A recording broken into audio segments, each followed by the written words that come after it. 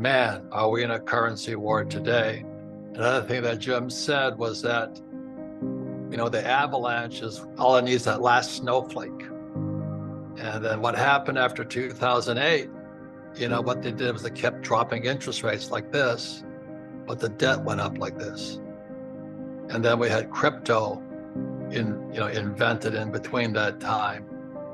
And the last snowflake hit, it was called Sam Bankman-Fried or something, FTX and FTT and all this.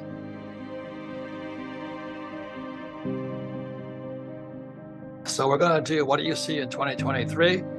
I want to warn people on something. When I was a kid, we always said, don't trust anybody over 30. In this environment, I don't trust anybody under 30. And the reason for that is all they've known is a rising market. And as you get old enough, markets go up and markets come down. And my concern is, I'm not saying it's Jim's opinion, but I think we're heading in for the roughest markets we've ever had, because Ben Bernanke, the Nobel Peace Prize winner, or Nobel Economics Prize, he raises interest rates, the biggest bubble in world history. And when that air comes out, we're in serious trouble. So this is one more way of saying that under 30 people, all they know is don't fight the Fed, buy the dip, real estate always goes up and all this stuff. I think those days, as they say in Hawaii, are aloha. I think we're going into a very rough economy.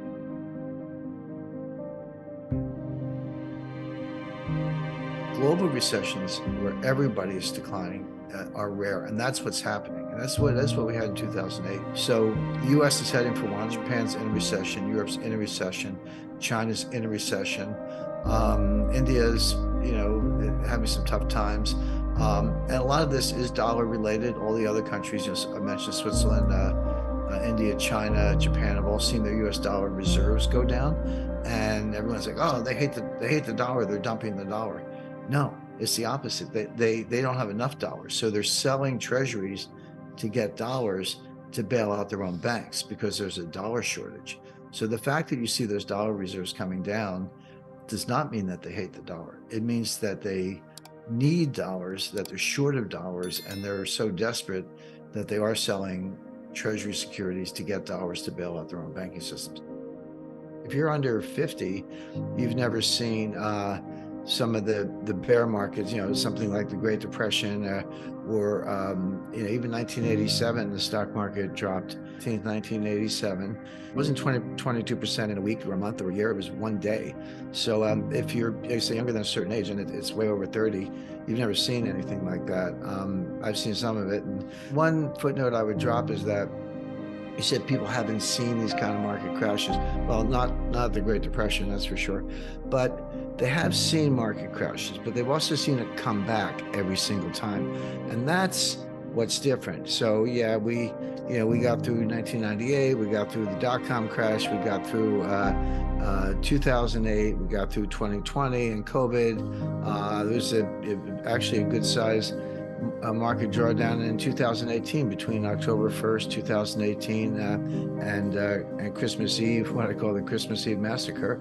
Stock markets dropped 20% in under 3 months when the Fed kept raising interest rates even though the economy was weakening. So they have seen those, but every single time it came back. Even in COVID, March, April 2020, the stock market went down 30%. It did, just almost straight down. But by September, we were back to new all-time highs. And so it's not that they've never seen that kind of volatility, but they learned the wrong lesson, which is it always comes back. The answer is that people don't really understand the definition of a depression. They assume intuitively, well, if a recession is 2 quarters of declining GDP, and a depression sounds worse, it must be 6 quarters of declining GDP. Well, we haven't had that. As I say, we're in the 10th year of an expansion. But that's not the definition of a depression. The definition of a depression is a sustained period of below trend growth with no particular tendency to collapse or getting back to trend.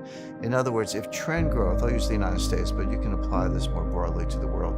If trend growth is 3.5%, and that's probably the long-term potential of the United States, you can higher nominal growth with inflation, but we're talking about real growth.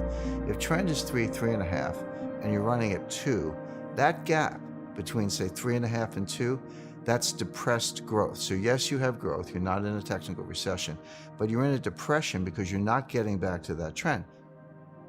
The stock market crashed in October 1929, but it bottomed in June 1932. That was a 3-year moving crash or rolling crash, whatever you want to call it, with some rallies along the way. And the total damage was over 80%, not 30%, not 40%, down 80%. And what people don't know, many people don't know, is you said, okay, then it rallied in 1933, 1934. The Fed messed up again and blundered again, as they usually do in 1937, and threw us into a double dip. But if you ask people, okay, well, everyone knows the stock market crashed in 1929. When did it regain those highs? How long did that take? The answer is 25 years.